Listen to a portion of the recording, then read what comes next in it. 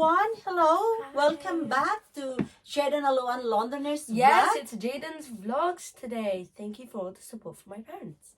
So, Jordan, what will be your topic for your blog tonight?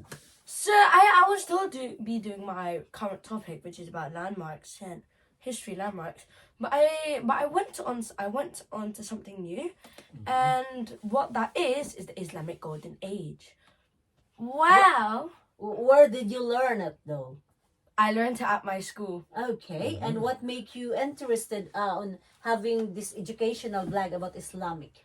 It makes me think that everyone should have a go at knowing about the Islamic Golden Age, about its history.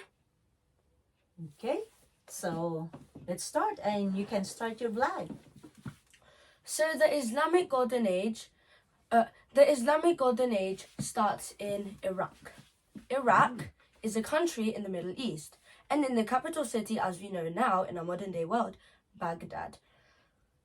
I learnt at school that Baghdad was generally, or the Islamic Golden Age is a generally peaceful area than Europe.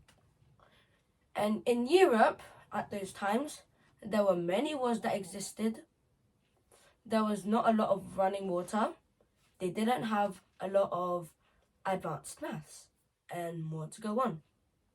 However, in the Middle East, aka the Islamic Golden Age or Baghdad, they were very rich. They had water supplies, they used advanced mathematics, it was generally a peaceful area, and they were very rich.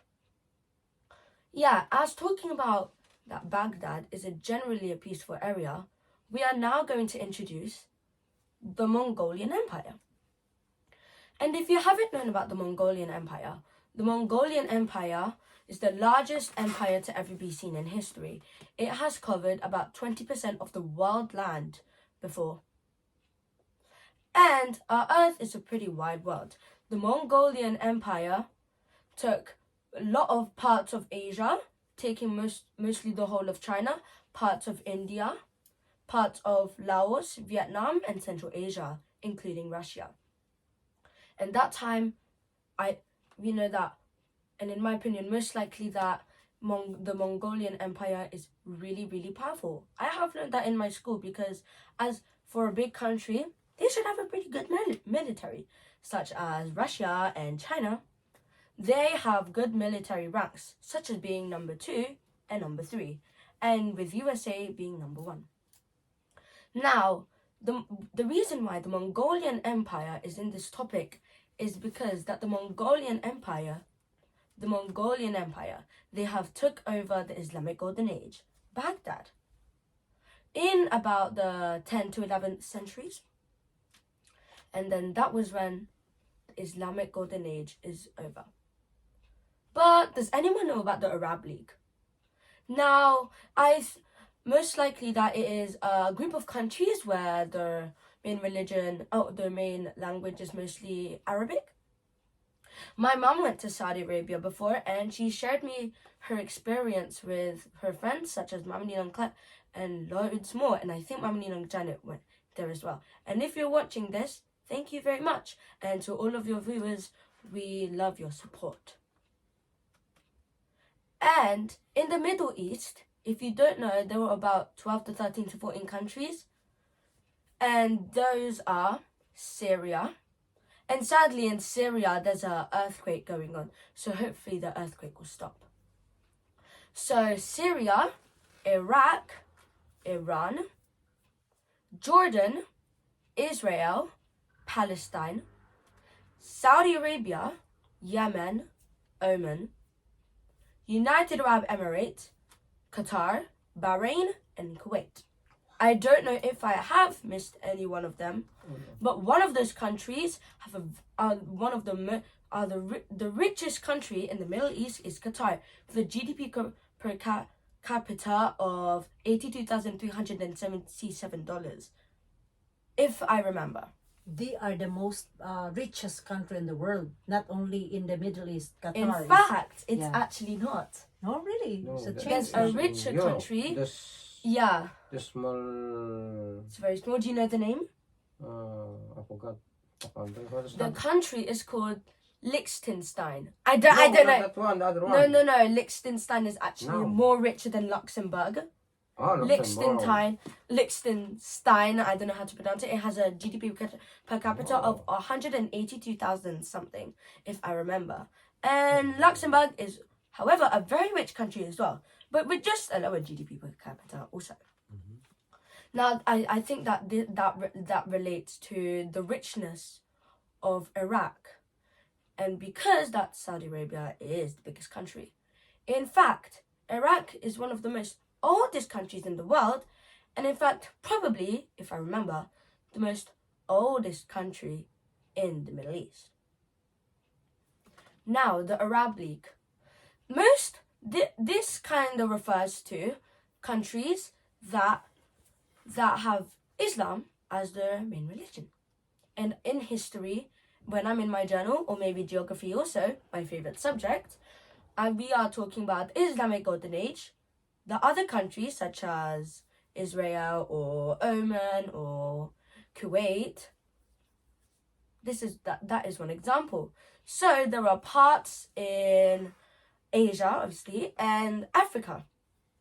Mauritania, Algeria, Morocco, Libya, Egypt, Sudan, I think, Somalia, and then the Middle Eastern countries that I have talked about earlier. But I think except for Israel, because the major religion for Israel is being a Jew. And I participated in a Jewish workshop in my school, and they talked about the Jewish religion. In religious education, which stands for RE, we have also been talking about the Jewish religion, Judaism, which is the oldest religion in the world, which has one God, but yet the smallest religion that is participated. Okay. This is also a part of the Islamic Golden Age, because talking about countries, in my opinion, gives a really good example, because such as military ranks, richness, land area of how much it takes from the world, and coastline. I love talking about that, and the encyclopedia has really introduced me to do those things. The most powerful country in the Middle East is almost likely, because the military ranks change every year, the country that my mum has went to, if you remember what I said earlier, Saudi Arabia. With following on with Iran, which military rank is 14 or 16. Yeah, 16. And sometimes some people may think or may consider that Turkey is in the Middle East. However, in my opinion, I don't think it is, because even though Turkey shares a land border with Syria, Iraq, and many other countries, Syria and Iraq are the only countries that I can think of that border countries that are in the Middle East. That is one example. And Turkey has a military rank of 14. Each year, the military ranks change. And if you're from the Philippines, 2022's military rank was 50. They were in 51st out of 144 countries. Now, I am proud. I am dedicatedly proud. They are now 32th place in military. The Philippines. Yeah, and sometimes for my movie time even, I put a Philippine history quiz, and I pretend to know all the answers when exactly I'm getting them wrong. And I still had a haircut. So anyways, moving on to the richness and the comparisons between Europe and the Islamic Golden Age, aka the Middle East. And also including facts. Did you know that when I said that the Islamic Golden Age actually started in Baghdad, I was told by my teachers that they actually started in Syria. The capital of Syria is, do you remember? Damascus. Yes, Damascus. was teaching geography. Yeah, the Islamic Golden Age started, if I can remember, the 6th century, about like 658 AD. And in fact, if you haven't known, it may be shocking, but I thought that Islam may be one of the oldest religions, but it actually isn't, because Islam, that I know, and I'm most likely to be the answer, that the Islam religion started at about the 6th century, when Muhammad was born. In fact, Muhammad is the most used name in the world, according to the internet. So, Christianity, or I would say Catholicism, my mum teach me that word, Catholicism. Jesus was born at 0 AD, and in fact, Jesus was Jewish, because Christianity or Catholicism came when Jesus was born. And Matthew, the gospel writer, he said to his Jewish audience to be Catholic or Christian. It may be like stealing people's religions into Christianity or bribing others, but I think that will be okay. And for very old religions that have started before Jesus was born, before Christ, that's what my teachers told me it stands for. BC, before Christ, comes Hinduism, Buddhism, Judaism, and I think that I used to think that Hinduism is the oldest religion ever. In fact, only 2 countries in the world have the main religion or the major religion as Hinduism, and those countries are India and Nepal.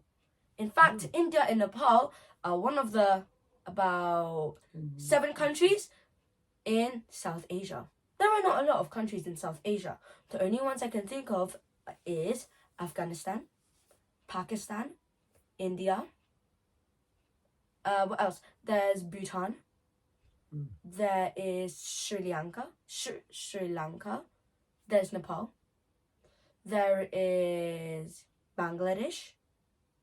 And I could possibly say Maldives. It's an island. I wouldn't say that it's in the South Asia though, because Maldives doesn't bother any countries. So I think I took much of information. The Islamic Golden Age has really put interest into this educational vlog, and that I should put it for today's topic. So thank you everyone for watching today's educational vlog. If you did, thank you. Please like, comment, share, subscribe. Maybe irritating of me because I'm asking it so much, but you know you should subscribe, and all the others, and turn on the notification bells. We would really appreciate it. We want to get ourselves into 4K subscribers. 4K subscribers. We don't want to decrease down to 3K subscribers. But anyways, if I haven't said yet, thank you for the 3K subscribers. We are about 300 and 240 subscribers. So we want to raise that up to about 3,500, if we can. So thank you guys for watching. Thank you everyone for watching. I hope you learned something from Jaiden as much as we did his parents. So God bless everyone. Stay safe. Until next. Bye-bye. Bye.